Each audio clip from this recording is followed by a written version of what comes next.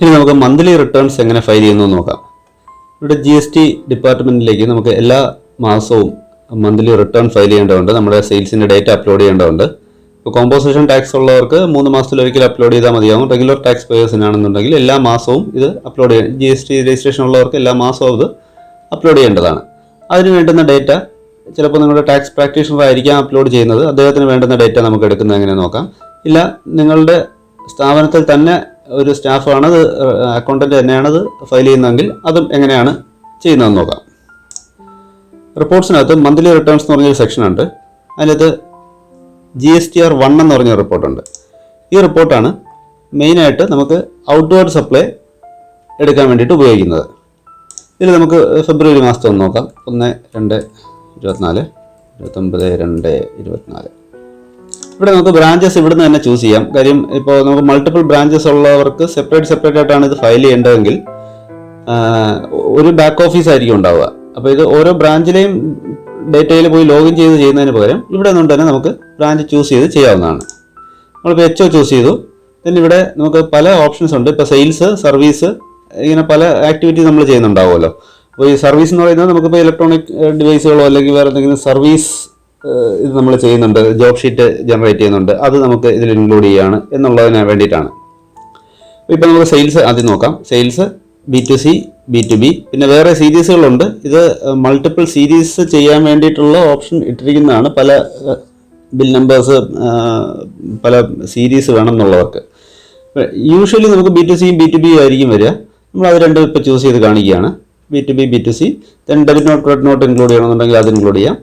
Then ഞാൻ HO എന്ന് പറയുന്ന സെക്ഷൻ, ആ ബ്രാഞ്ചാണ് ചൂസ് ചെയ്തത്. ദെൻ റിഫ്രഷ് പ്രസ് ചെയ്യുക. റിഫ്രഷ് ചെയ്യുമ്പോൾ GSTയുടെ സൈറ്റിൽ നിന്ന് നമ്മൾ ഡൗൺലോഡ് ചെയ്യുന്ന ഒരു എക്സൽ ഫോർമാറ്റ് ഉണ്ട് GSTR 1 ഫയൽ ചെയ്യാൻ വേണ്ടിയിട്ട്. എക്സാക്ട്ലി അതേ ഫോർമാറ്റിലേക്ക് നമുക്ക് ഇതിൻ്റെ അകത്തുനിന്ന് റിപ്പോർട്ട് ജനറേറ്റ് ആയി വരുന്നതായിരിക്കും.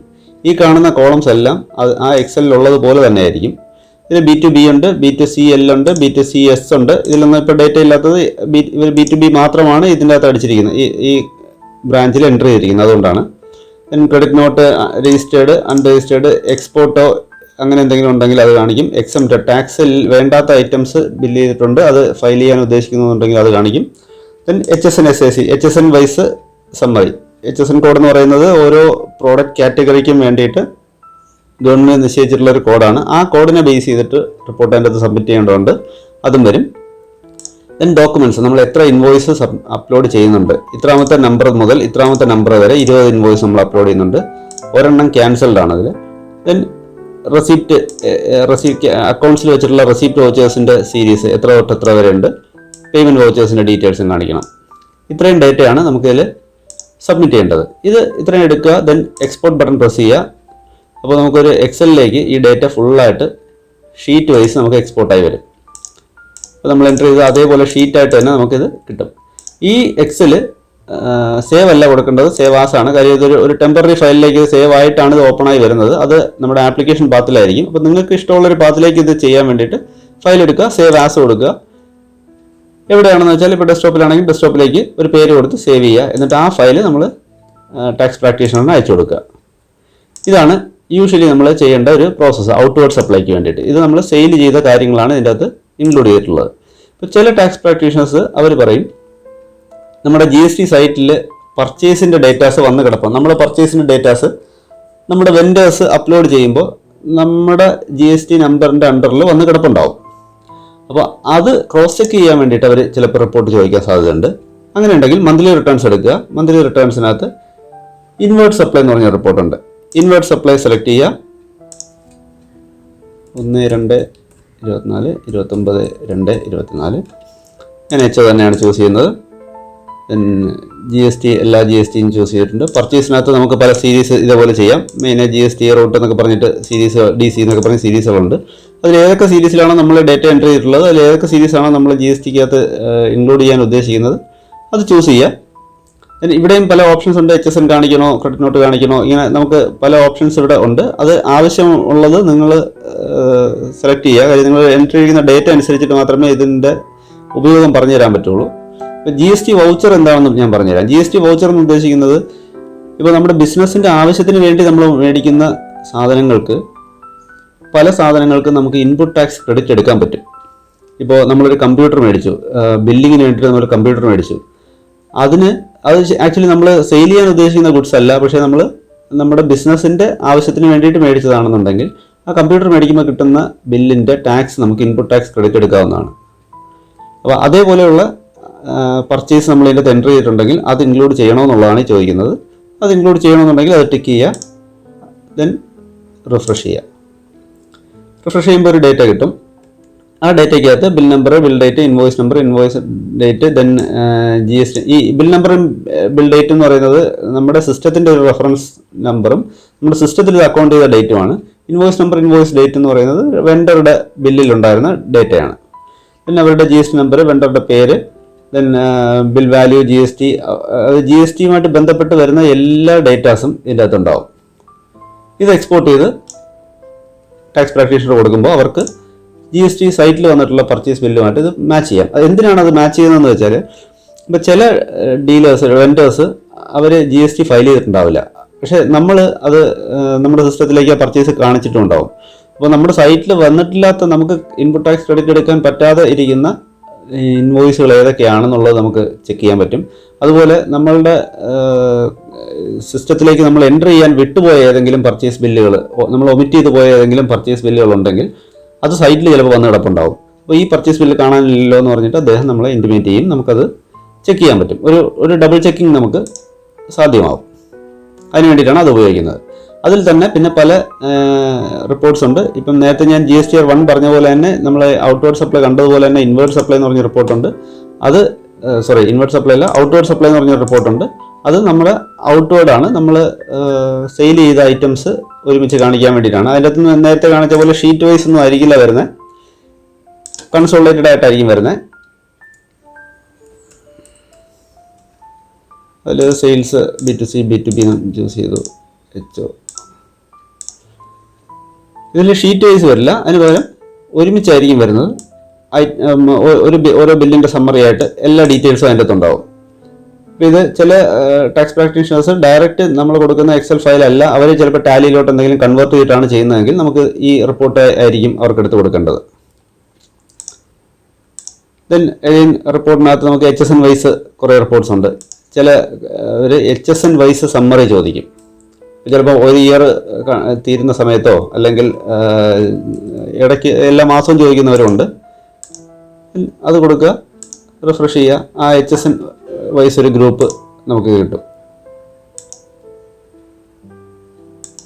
അതിനകത്ത് HSN നമ്പേഴ്സ് പ്രോപ്പറായിട്ട് കൊടുത്തിട്ടില്ലാത്തത് കൊണ്ടാണ് അത് വരാത്തത്. എല്ലാ ഐറ്റത്തിനും HSN നമ്പർ കറക്റ്റായിട്ട് കൊടുത്തിട്ടുണ്ടെങ്കിൽ അതല്ല. ഇത് സെലക്ട് ചെയ്യുക, ബ്രാഞ്ച് സെലക്ട് ചെയ്തതിന് ശേഷം B2C, B2B ചൂസ് ചെയ്യുക, ദെൻ റിഫ്രഷ് ചെയ്യുക. അപ്പോൾ ഓരോ HSNനെയും ബേസ് ചെയ്തിട്ടുള്ള ഒരു സമ്മറി നമുക്കിവിടെ കിട്ടും. ഇതും എക്സ്പോർട്ട് ചെയ്ത് കൊടുക്കാവുന്നതാണ്. ദെൻ മന്ത്ലി റിട്ടേൺസിനകത്ത് ഡെയിലി സെയിൽസ് സമ്മറി എന്ന് പറഞ്ഞ റിപ്പോർട്ടുണ്ട്. ഈ റിപ്പോർട്ട് മിക്കവാറും കേസുകളിൽ ഇവർ ടാലിയിലേക്ക് കൺവേർട്ട് ചെയ്തിട്ട് ചെയ്യുന്ന ടാക്സ് പ്രാക്ടീഷണേഴ്സ് ചോദിക്കുന്ന റിപ്പോർട്ടാണിത്. ബിറ്റ്വീൻ ഡേറ്റ്സ് കൊടുക്കുക, റിഫ്രഷ് ചെയ്യുക. നമുക്ക് B2B, B2C ആണെന്നുണ്ടെങ്കിൽ ഏതാണെങ്കിലും ഓരോ ദിവസം കൺസോളിഡേറ്റഡ് ആയിട്ടായിരിക്കും വരിക. അപ്പോൾ 1-ാം തീയതി ഇത്രാമത്തെ ബില്ലിൽ സ്റ്റാർട്ട് ചെയ്തു, ഇത്രാമത്തെ ബില്ലിൽ എൻഡ് ചെയ്തു, ഇത്രയാണ് എമൗണ്ട്. 2-ാം തീയതി ഇപ്പോൾ ഇതിൽ ബില്ലൊന്നുമില്ല, 3-ാം തീയതി ഇതിൽ സ്റ്റാർട്ട് ചെയ്തു, ഇതിൽ എൻഡ് ചെയ്തു, ഇത്രയാണ് എമൗണ്ട്. 4-ാം തീയതി ഇതിൽ സ്റ്റാർട്ട് ചെയ്തു, ഇതിൽ എൻഡ് ചെയ്തു. ഇപ്പം 4-ാം തീയതി നോക്കിയാൽ നിങ്ങൾക്ക് അറിയാം 264 മുതൽ 266 വരെയാണ് ബില്ല്. അപ്പോൾ ഓരോ ദിവസത്തെയും സ്റ്റാർട്ടിങ് എൻഡിങ് ബിൽ സീരീസ് മാത്രം കാണിക്കും, then അതിൻ്റെ കൺസോളിഡേഷനും കാണിക്കും. ഇങ്ങനെ കൊടുക്കാം. ദെൻ പലതരം GST വൈസ് സ്പ്ലിറ്റ് ആയിട്ട് വരുന്ന റിപ്പോർട്ടുകളുണ്ട്. പർച്ചേസിൻ്റെ GST സ്പ്ലിറ്റ് റിപ്പോർട്ടുണ്ട്. ദെൻ സെയിൽസിൻ്റെ അതേപോലെ സെയിൽസിൻ്റെ ഒരെണ്ണം ഞാൻ കാണിച്ചു തരാം.